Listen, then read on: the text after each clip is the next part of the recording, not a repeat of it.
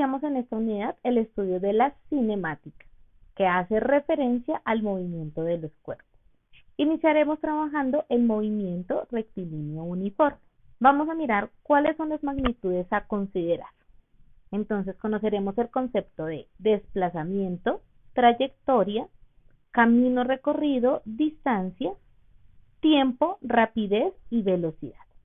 Podemos ver que estas magnitudes son de carácter vectorial y su unidad de medida son los metros. Estas magnitudes son de carácter escalar y su unidad de medida son los metros. El tiempo es escalar y se mide en segundos. La rapidez es escalar y se mide en metros sobre segundo, y la velocidad es una cantidad vectorial que se mide en metros sobre segundo. Iniciemos entonces con el desplazamiento.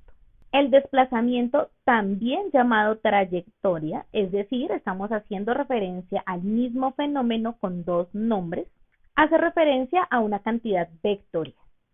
Bien, tenemos en la imagen un punto de salida y un punto de llegada. Hay un cuerpo que recorrió este camino para poder llegar a su punto de llegada, valga la redundancia. Es decir, se movió así, así, así, así y así.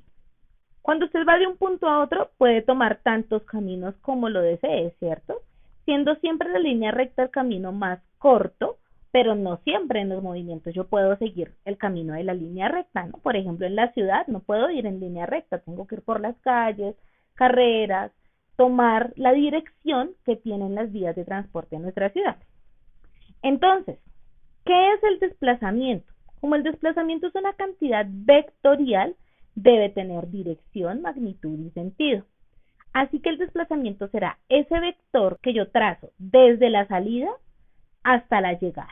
Fíjense que tiene flecha, es un vector.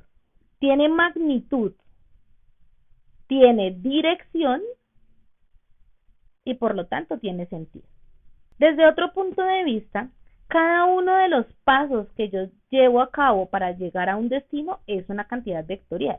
Y la suma de esa cantidad de esos vectores me va a dar como resultado el desplazamiento.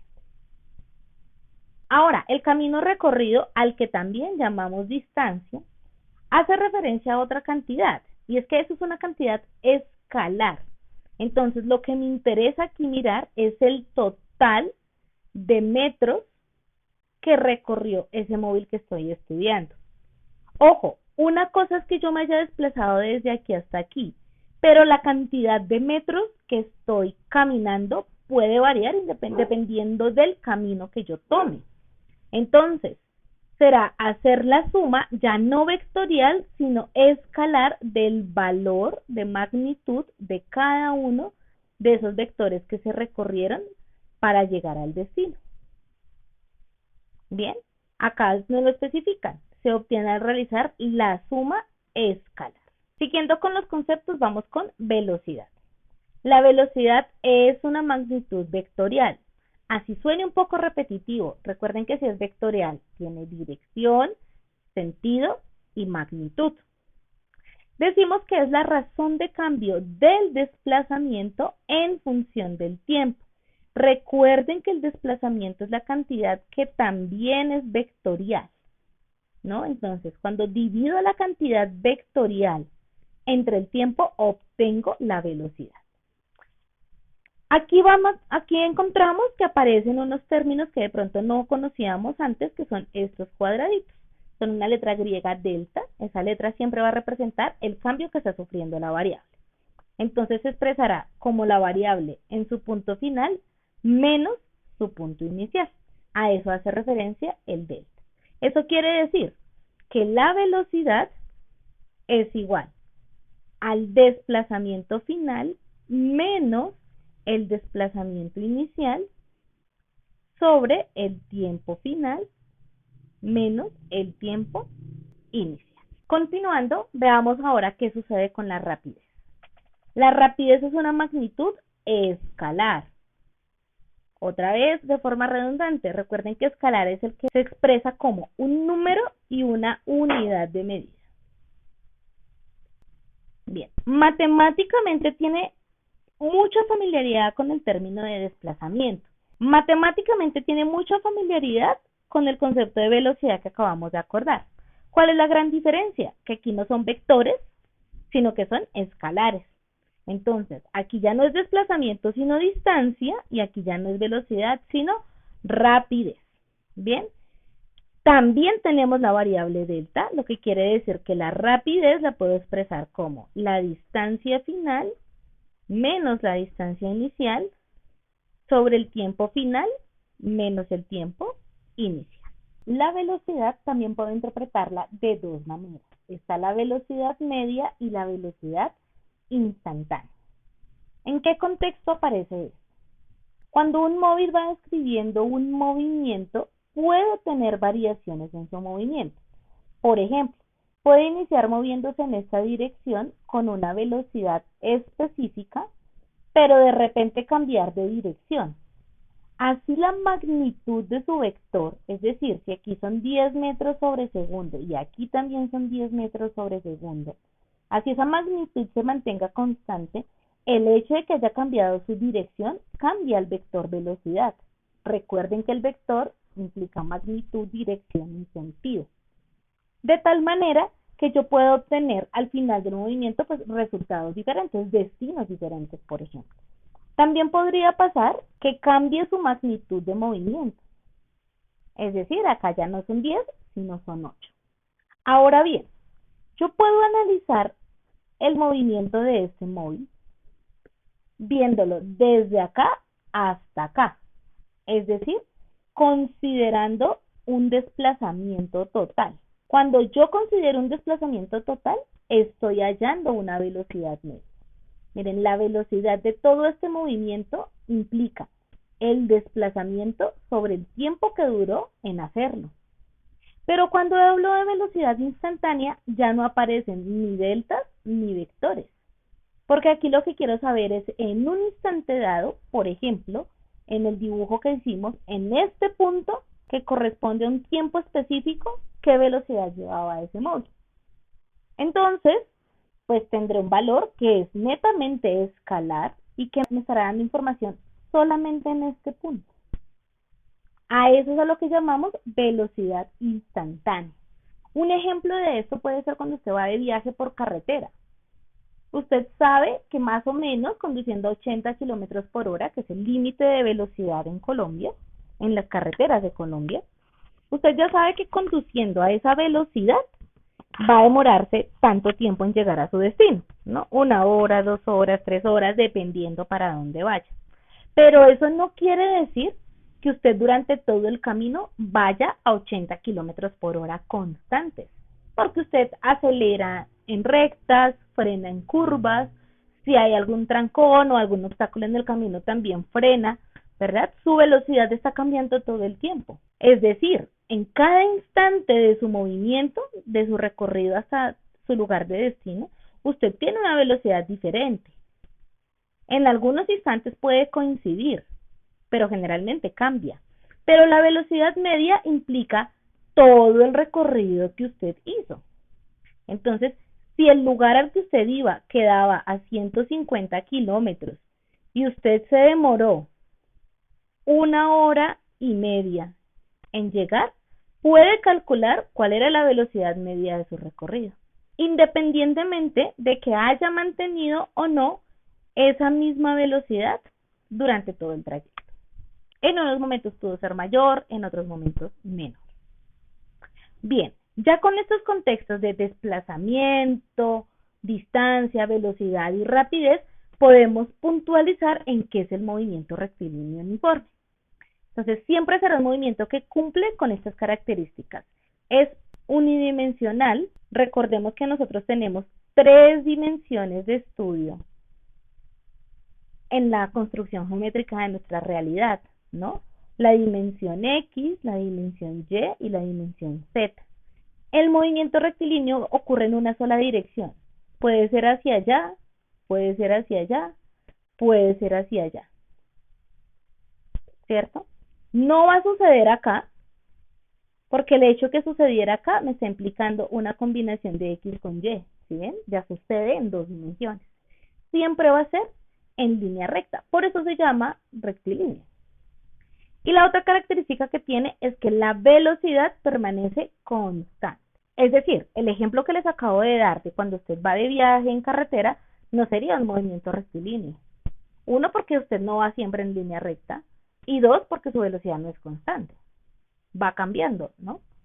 ¿Qué se puede acercar en carretera a un movimiento rectilíneo? Cuando usted entra a un túnel.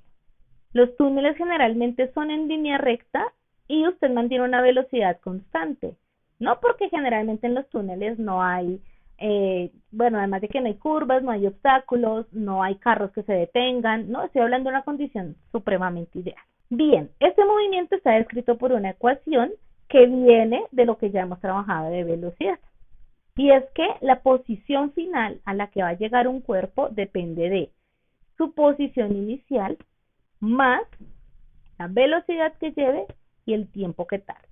Ojo que aquí no colocamos los caracteres vectoriales porque usted puede entender esto desde términos escalares o desde términos vectoriales. Es decir, yo puedo hablar de la distancia que recorre en términos de su rapidez o del desplazamiento que sucede en términos de la velocidad. Aquí encuentran el nombre de las variables. Entonces, para que las recuerden, posición final en metros, posición inicial en metros, velocidad en metros sobre segundo y tiempo en segundo. Todas estas unidades del Sistema Internacional de Metros. Puedo establecer relaciones gráficas entre estas variables. Aquí es importante aclarar algo. La posición y la velocidad son variables. El tiempo también es una variable, pero tiene características diferentes. Y lo que pasa es que la posición y la velocidad varían en función del tiempo. El tiempo no depende de nada para variar. Independientemente de si usted se mueve o no, el tiempo está transcurriendo. Mientras usted está viendo este video, el tiempo está transcurriendo en la parte de abajo, siempre de la misma manera. Un segundo no dura más que otro segundo. Todos los segundos duran lo mismo. Entonces al tiempo lo vamos a entender como una variable independiente. Creo que su nombre ya lo dice, pero independiente significa que no depende de nada. Mientras que X y Y van a ser variables dependientes. ¿De quién depende? Del tiempo. Ahora sí vamos a mirar cómo es la relación gráfica entre estas. Siempre que estemos haciendo análisis gráfico, en el eje horizontal yo voy a tener la variable independiente. Y en el eje vertical voy a tener la variable dependiente. En el caso de nosotros, pues la variable independiente siempre va a ser el tiempo. Pero para otros análisis de otras situaciones de la física, podemos tener otras variables que también sean independientes, que no cambien. Bien, siempre que yo realice un gráfico posición contra tiempo, voy a tener una línea recta, como la que estamos viendo acá. Y la pendiente de esta línea recta va a ser el valor de velocidad o rapidez, dependiendo de lo que esté graficando y cómo lo esté entendiendo. ¿Cómo comprobamos que eso sucede así? Tenemos dos rutas. Por un lado, acabamos de decir que la ecuación que describe este movimiento es esta. Si se fijan, esa ecuación se parece a la ecuación de la recta.